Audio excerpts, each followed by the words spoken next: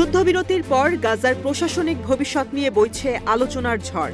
ফিলিস্তিনের এই সংকটময় পরিস্থিতিতে গাজার ক্ষমতা কার হাতে যাবে তা নিয়ে শুরু হয়েছে জল্পনা কল্পনা।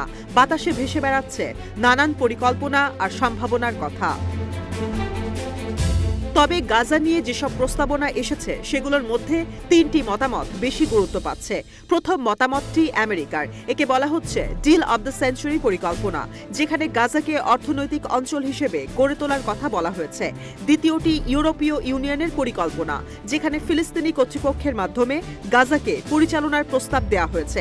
আর তৃতীয় মতামতটি খুবই স্পষ্ট, যেখানে গাজা প্রশাসনের দায়িত্ব দেওয়ার জন্য নির্দিষ্ট নেতাদের নাম প্রস্তাব করা হয়েছে।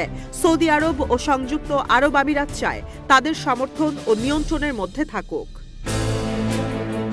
তবে গাজার ভবিষ্যৎ নিয়ে জল্পনা কল্পনা যাই হোক, আমেরিকান সূত্র দাবি করেছে বাইডেন সরকারের পরিকল্পনাটাই বর্তমানে গাজায় বাস্তবায়িত হওয়ার সম্ভাবনা সবচেয়ে বেশি।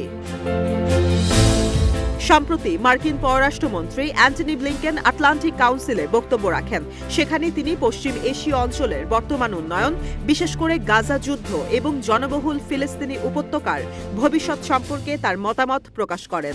তার দাবি, গাজার প্রশাসন পুনর্গঠনে ফিলিস্তিনি কর্তৃপক্ষকে অগ্রাধিকার দেওয়া হবে।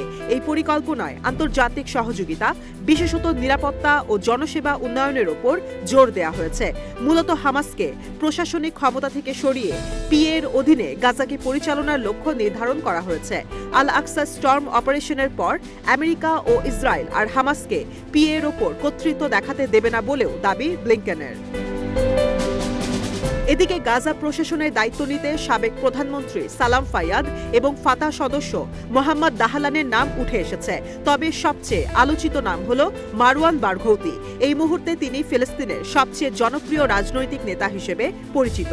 ইসরায়েলের বিরুদ্ধে হামলায় ভূমিকা রাখার জন্য বর্তমানে কারাবন্দী আছেন তিনি। ফিলিস্তিনি জনগণের মধ্যে তার জনপ্রিয়তা অনেক। কিছু নির্ভরযোগ্য সংবাদ সূত্রের মতে ইসরায়েলি কারাগার থেকে তার মুক্তির দাবি জোরালোভাবে তোলা হচ্ছে। যুদ্ধবিরতির পর গাজার প্রশাসন নিয়ে কূটনৈতিক মহলে আলোচনা চলমান রয়েছে। তবে ফিলিস্তিনি জনগণের মনোভাবও স্পষ্ট বোঝা যাচ্ছে।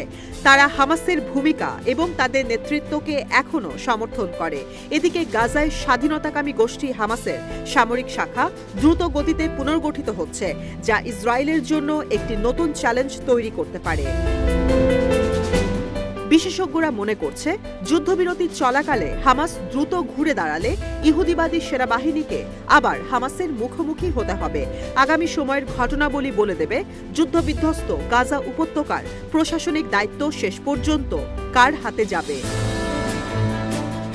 যদিও গাজার প্রশাসন কার হাতে থাকবে তা এখনও পুরোপুরি নিশ্চিত নয়। তবে যুদ্ধবিধ্বস্ত এই অঞ্চলে শান্তি এবং স্থিতিশীলতা ফিরিয়ে আনার জন্য আন্তর্জাতিক মহলের কার্যকর পদক্ষেপ অত্যন্ত গুরুত্বপূর্ণ।